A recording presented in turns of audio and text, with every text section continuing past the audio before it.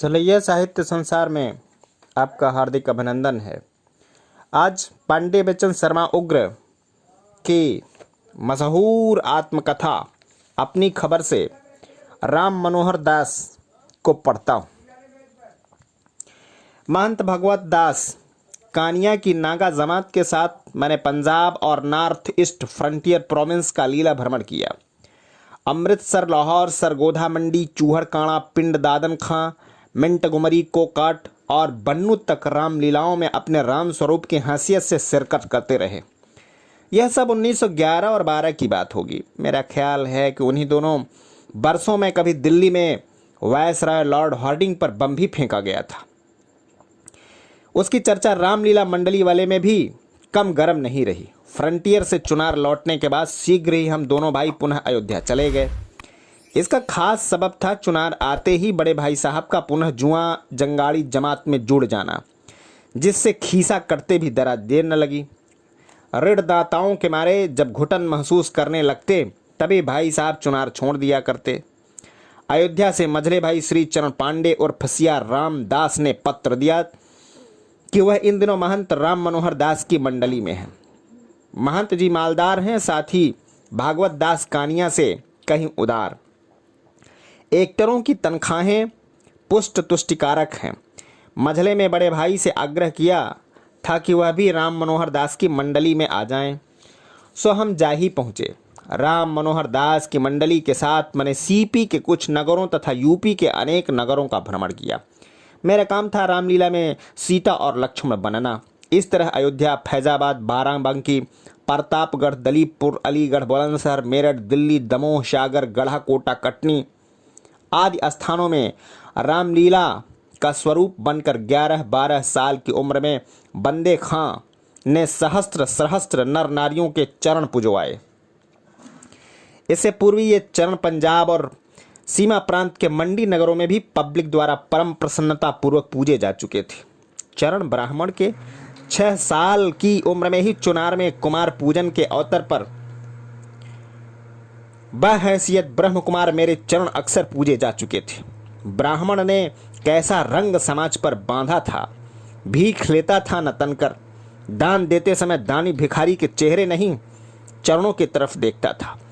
राम मनोहर दास की मंडली का सारा रंग ढंग कमोबेश वही था जो भागवत दास की मंडली का। इस फर्क के साथ कि पहली मंडली में साधुओं की संख्या 90% थी, पर दूसरी में 100 में 90 एक्टर व्यावसायिक आवारा मिजाज के लोग थे। स्वयं भागवत दास राम मनोहर दास के मुकाबले में कहीं अधिक चरित्रवान थे। राम मनोहर दास वैरागी होने पर भी रहते थे गृहस्थों के बाने में।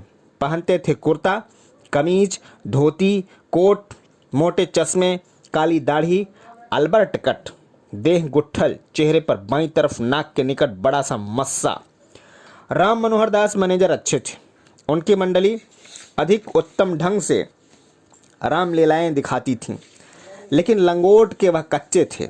भद्दे ढंग से वह किसी न किसी सुंदर स्वरूप पर रीछ कर पहले सोने के गहनों से उसे लाद दे नहीं डालते, केवल पहनने की सहूलियत देते, फिर उसी को लौह के कैश बॉक्स की कुंजी भी दे देते।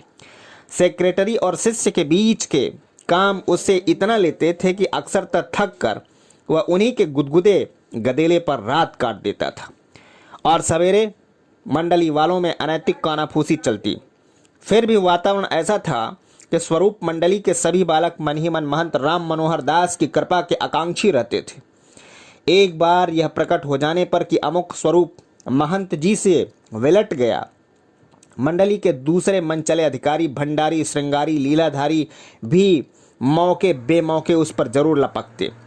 फलतः स्वरूप को कुरूप बनाने में भी कुछ देर न लगती। मैं बच जाता था इन दुष्ट लीलाधारियों से अपने दो बड़े भाइयों के सबब, जो तेजस्वी अदाकार और तगड़े जवान थे। फिर भी मैं बिगड़ा नहीं। ऐसा कहना बनना होगा, जो मेरी बान नहीं, बाना भी नहीं। असल में स्वरूपों यानी लड़कों के रहने सोने का प्रबंध अलग ही हुआ करता था और मैं सोता था स्वरूपों में भी। नतीजा यह होता था कि बड़ों द्वारा कुरूप बना हुआ स्वरूप बेहिचक रूप की निहायती नंगी परिभाषा भोले संगियों को पढ़ाता था। यानी खरबूजे से खरबूजा रंग पकड़ता ही था। इस तरह राम मनोहर दास की राम मंडली जबरदस्त पॉप पार्टी की थी।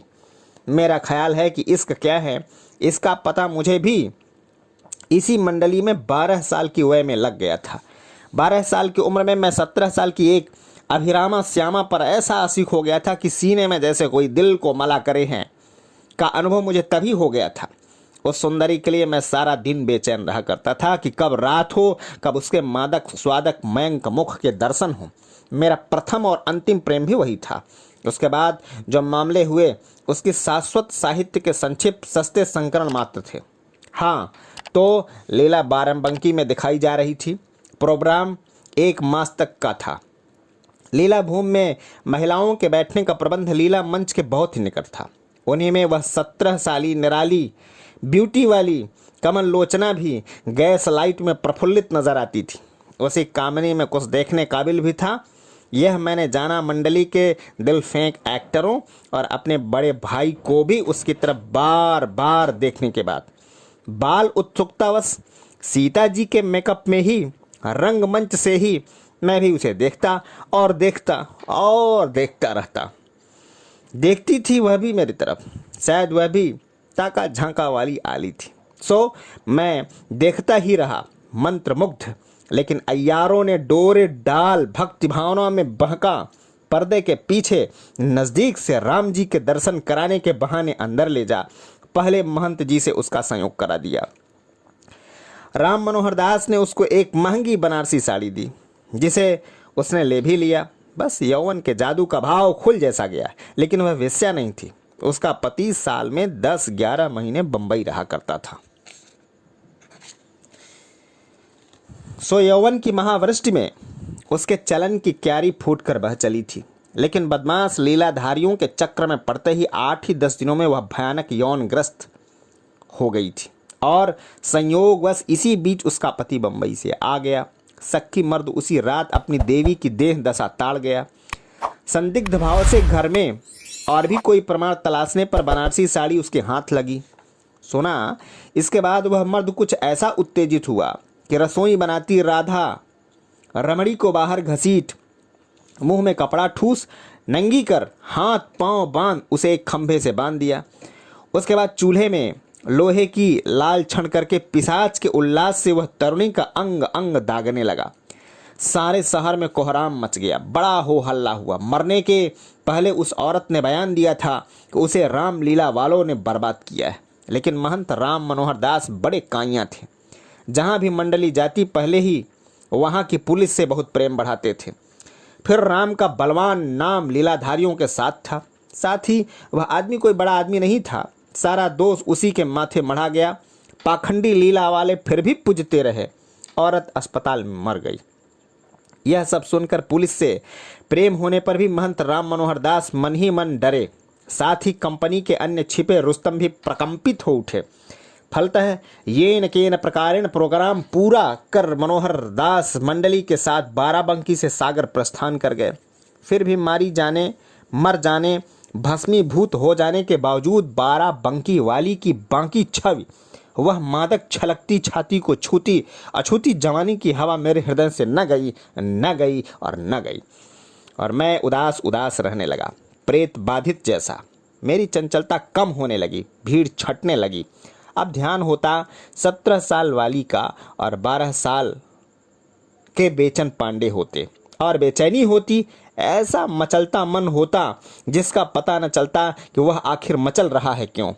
वही उस्ताद का शेर, दिले नादां तुझे हुआ क्या है, आखिर इस दर्द की दवा क्या है। लेकिन मैंने पहले दर्द जाना, दवा के लिए तरसने का रस चखा। गालिब का शेर तो इस वाकया के मुद्दतों बाद मैंने सुना। फिर भी कमाल, सारी गज़ल दिल को छूने वाली। हम हैं मुस्ताक और वह बेजार। या इलाही माजरा क्या है, ये परी चेहरा लोग कैसे हैं, गमजा ओ इश्क ओ अदा क्या है, सब्जा ओ गुल कहाँ से आते हैं, अब्र क्या चीज़ है, हवा क्या है, या इलाही या इलाही या इलाही, यह माजरा क्या है, इसके सर्वनाश पर मेरे सीने में दर्द क्यों हुआ। जो हो वही, मेरे सीने में मोहब्बत की आग कुछ ऐसी जगमगा गई जो किसी कदर आज तक मुझे गरमाती, तपाती, जलाती यानी जिलाती रहती है, और मुझे सलोने सौभाग्य के 12 बरस की वय में मोहब्बत बदी थी।